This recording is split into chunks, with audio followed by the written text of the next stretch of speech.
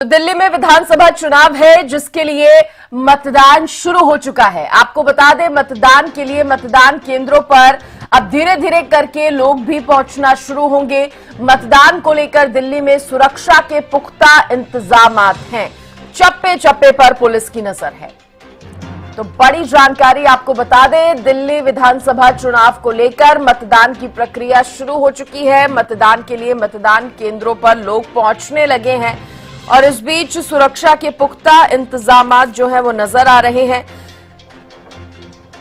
दिल्ली विधानसभा चुनाव में जिस तरह से कांटे की टक्कर इस बार रहने वाली है, खासतौर पर आम आदमी पार्टी और भारतीय जनता पार्टी के बीच मुकाबला जो है वो कड़ा माना जा रहा है। इस बीच कांग्रेस भी खाता खोलने की उम्मीद में पूरी तैयारियां जो है वो करती नजर आई थी। अब बारी जनता की है, देखने वाली बात होगी कि जनता का जो रुख है वो किसकी ओर जाता है। कुल मतदाताओं की बात करें, 1.56 करोड़ जो संख्या है दिल्ली में कुल मतदाताओं की, और ऐसे में सभी मतदाता जो है आज वोट करने के लिए पहुंचेंगे। चुनाव आयोग की भी कोशिश है कि ज्यादा से ज्यादा लोग जो हैं वोटिंग करने के लिए पहुंचे। तो दिल्ली का दंगल है। चुनावी मुद्दे क्या है? संविधान का एक बहुत बड़ा मुद्दा उठाया गया था। शिक्षा का मॉडल मुद्दा रहने वाला है। यमुना के पानी पर सियासत खूब हुई, सबने देखा है। इसके साथ ही स्वास्थ्य एक बड़ा मुद्दा, चुनावी मुद्दा जो है दिल्ली में रहेगा। तो ये कुछ चुनावी मुद्दे हम आपको बता रहे हैं जो आज दिल्ली के इस चुनावी दंगल में लोग अपने दिमाग में रखते हुए, अपने ध्यान में रखते हुए वोट करने के लिए पहुंचेंगे। इसके साथ ही यमुना पर जो सियासत हुई है, यमुना के पानी पर। अब दिल्ली की हॉट सीट की बात करें, कालकाजी, नई दिल्ली, जंगपुरा, मालवीय नगर, ग्रेटर कैलाश, शकूर बस्ती, बिजवासन, गांधीनगर, बुराड़ी, ओखला और सीमापुरी, ये कुछ हॉट सीटें हैं। दिल्ली की हॉट सीट ये रहने वाली हैं। इसके साथ ही राजौरी गार्डन, नजफगढ़, राजेंद्र नगर और द्वारका भी हॉट सीट है। तो अब देखने वाली बात होगी कि हॉट सीट पर जो मुकाबला है वो किस तरह का रहता है।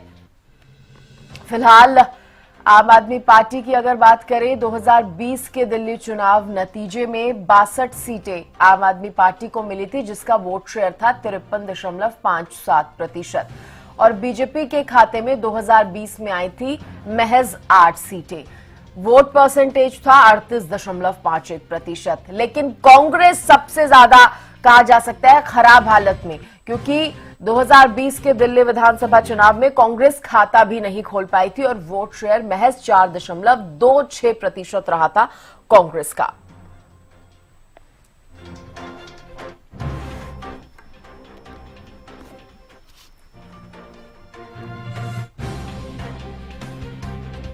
बड़ी खबर इस वक्त की आपको बता रहे हैं, और दिल्ली विधानसभा चुनाव से जुड़ी ये बड़ी खबर। देखने वाली बात होगी कि आज जो जनता है वो किन बातों को ध्यान में रखकर वोट करने के लिए पहुंचती है और कांग्रेस खाता खोल पाती है या नहीं।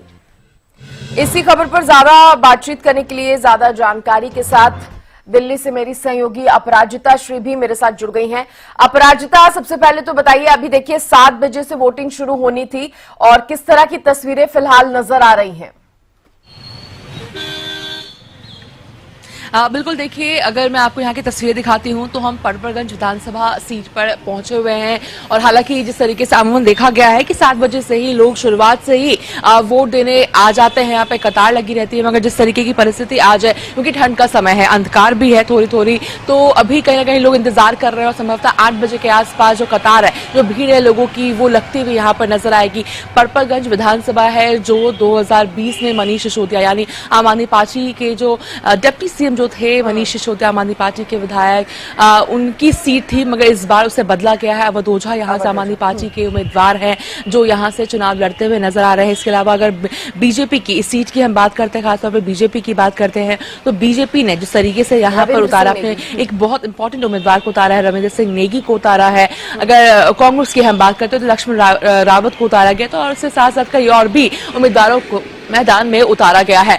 तो अभी से जो वोटिंग की जो प्रक्रिया है वो शुरू हो चुकी है 7 बजे से। हालांकि अभी लोग यहाँ पर पहुंचे नहीं है, अभी से थोड़ी देर बाद यहाँ पे वोटिंग की जो प्रक्रिया है वो भी शुरू हो जाएगी, लोग भी आते हुए नजर आएंगे। और जिस तरीके से दिल्ली की बात करते हैं 5 वर्ष के बाद जिस तरीके से ये महापर्व सामने आया है और जनता खुद जागरूक होकर के, जिस तरीके से इलेक्शन कमीशन की जब प्रेस कॉन्फ्रेंस भी हुई थी तो किस तरीके से कहा गया था कि जनता खुद जागरूक होकर के आए और वोट दे। और पूरी दिल्ली भर में जिस तरीके से पिंक बूथ का भी इंतजाम किया गया है ताकि महिलाओं को, जिस तरीके से महिलाएं उसे देखे आए, और साथ ही कई तरह की व्यवस्थाएं भी की गई है, चाहे पीने की पानी की बात कर ले, वॉशरूम्स की बात कर ले, तमाम व्यवस्था की गई ताकि लोगों को सुविधा हो सके आकर वोट देने में। तो और साथ ही जिस तरीके से आपने वोट प्रतिशत की भी बात बताई, तो इस बार देखना काफी दिलचस्प है कि जिस तरीके से रुझान, एक तरफा रुझान 2020 में आम आदमी पार्टी की तरफ देखा गया था, हालांकि इस बार की परिस्थिति इस तरह की नहीं देखने को मिल रही है क्योंकि कांटे का टक्कर कहा जा रहा है कि आम आदमी पार्टी और बीजेपी के बीच में रहने वाला है। वहीं अगर कांग्रेस की बात करते तो कांग्रेस का भी अच्छा खासा पलड़ा भारी इस बार नजर आ रहा है। जिस तरीके से 2015-2020 में शून्य पर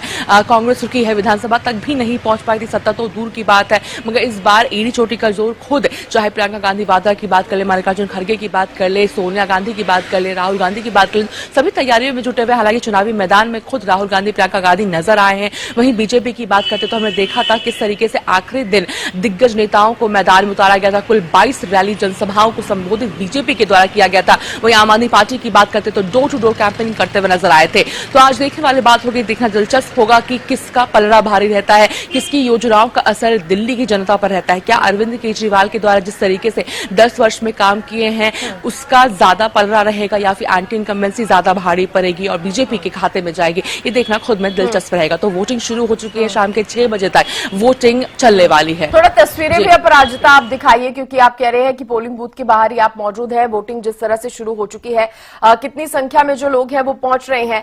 अमूमन लोगों की कोशिश, खासतौर पर जो वर्किंग लोग होते हैं, उनकी कोशिश यही रहती है कि काम पर जाने से पहले समय से वोट अपना कर ले सुबह, क्योंकि भीड़ भी कम नजर आती है।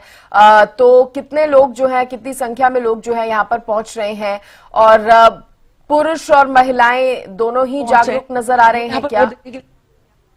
वो वोटर तो अपने पूरे परिवार के साथ, वीरेंद्र सचदेवा दिल्ली बीजेपी के अध्यक्ष हैं, वीरेंद्र सचदेवा वो पूरे परिवार के साथ यहाँ पर पहुंचे हुए हैं वोट देने के लिए। यहाँ पर मयूर विहार फेज 1 जो कॉन्स्टिट्यूएंसी है, यानी परपरगंज जो कॉन्स्टिट्यूएंसी, वहां से वो वोटर है, तो यहाँ पर पहुंचे हैं वीरेंद्र सचदेवा अपने पूरे परिवार के साथ पहुंचे हैं। और जिस तरीके से पूरी तरीके से बीजेपी एक काफी एक्टिव मोड में यहाँ पे नजर आई है, ड्यूटियां करती हुई नजर आई है, और जिस तरीके से 20 जनवरी से ही मैदान में चुनावी प्रचार करते हुए बीजेपी नजर आई है। तो यहाँ पे वीरेंद्र सचदेवा, अम्मा वोट देने आए हैं? अच्छा, क्या नाम है आपका? मिसेस संतोष। कहाँ से हैं आप? केरला से हैं। केरला से हैं आप? सुबह सुबह सबसे पहला काम वोट देना? हाँ, born and brought up in Delhi. अच्छा, दिल्ली में बहुत सारे मुद्दे हैं, मैनी इश्यूज। किस मुद्दे पे सबका आपका रुझान रहेगा? यमुना है, शीश महल है, करप्शन है, डेवलपमेंट है, क्या आपके लिए है? बस जो डेवलपमेंट के लिए जो करेंगे उसके लिए देंगे। चलिए ठीक है, आ जाइए आप।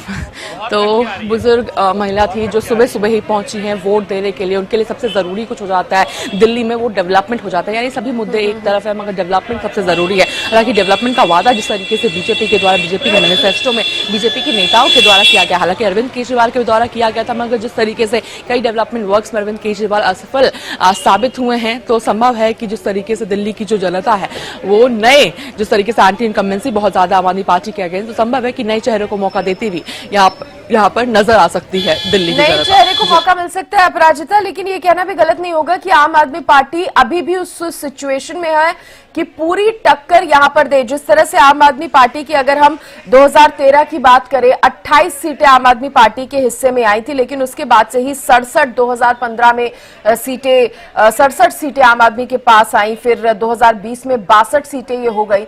अब क्या लग रहा है, ये रेशियो जो है, ये आंकड़ा जो है वो 62 के पार जाएगा, या फिर भारतीय जनता पार्टी इस अभी सिचुएशन में है, या इतनी मजबूत अभी नजर आ रही है कि कड़ी टक्कर यहां पर दे सकती है? बिल्कुल देखिए, अगर 2013 की तस्वीर की हम बात करते हैं, जिस तरीके से अगर एक बहुत बड़ा फैक्टर हो जाता है वो है एंटी इनकम्बेंसी हो जाता है। कांग्रेस की सरकार थी, अन्ना हजारे की पार्टी से जिस तरीके से आम आदमी पार्टी उभरी थी, अरविंद केजरीवाल उभरे थे, तो एक बहुत मेजर फैक्टर था जिसका एक कहीं ना कहीं बहुत डायरेक्ट फायदा आम आदमी पार्टी को हुआ था। एक अच्छा सीट, जिस तरीके से पहली नई पार्टी के लिए एक अच्छी सीट सामने आई थी, मगर जो कम समय का जो टेन्योर था उसी समय पे अरविंद केजरीवाल को मिनिस्टर बनाया गया था और जो काम उन्होंने इस वक्त किया था जनता ने उसे नहीं भूला था। जिसके बाद जब वापस से 2015 में चुनाव हुए तो अरविंद केजरीवाल की जो आम आदमी पार्टी है उसने 67 सीट जीते थे। एक बहुत बड़ा जीत था एक नई पार्टी के लिए आना, पहले चुनाव लड़ना और इतनी सरकार बनाना, वो भी इतनी बड़ी संख्या के साथ सरकार बनाना। वहीं बीजेपी के पास केवल 3 सीट, कांग्रेस को 0 आई थी, तो कहीं ना कहीं एंटी इनकम्बेंसी बहुत ज्यादा हावी जिस तरीके से होती हुई नजर आई थी, दिल्ली की जनता के द्वारा नकारा गया था। वही देखिए जिस तरीके से यहाँ पे जो लोग हैं, अंकल वोट दे के आ गए। अच्छा, तो देख रहे किस तरीके से बुजुर्ग महिला और बुजुर्ग अंकल जिस तरीके से यहाँ पर वोट दे करके वापस आ रहे हैं और जागरूकता बहुत जरूरी है, यानी युवाओं के अंदर भी जागरूकता होनी चाहिए, मगर जिस तरीके से बुजुर्ग से ही यहाँ पर जागरूकता आती है, लोगों के अंदर आती है। बहरहाल अगर आम आदमी पार्टी की हम बात करते हैं, ठीक है, आप ये भी बताइए अपराजिता की इंतजामात किस तरह के नजर आ रहे हैं? खासतौर पर हम देख रहे हैं सुबह सुबह बुजुर्ग मतदाताओं की संख्या ज्यादा है, तो उनके लिए व्यवस्थाएं किस तरह की गई हैं?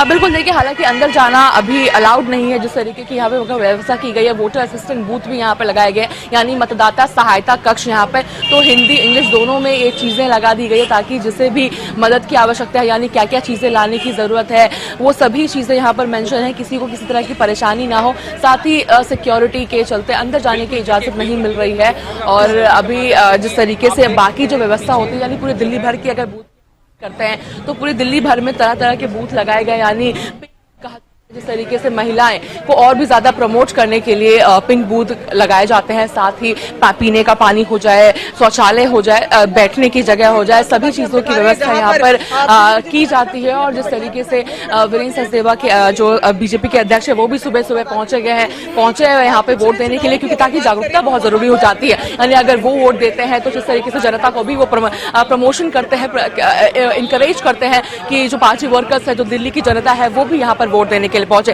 तो व्यवस्था पूरी पुख्ता कर दी गई। जिस तरीके से कल भी एक पूरा रूटीन चेक किया गया था, पूरी व्यवस्था चेक की गई थी, ताकि किसी तरह का कोई लूपहोल ना हो। महापर्व है ये, आपने लोगों से भी बातचीत की है, लोगों का क्या कहना है? ज्यादातर किन किन बातों को ध्यान में रखकर लोग इस बार वोट करेंगे?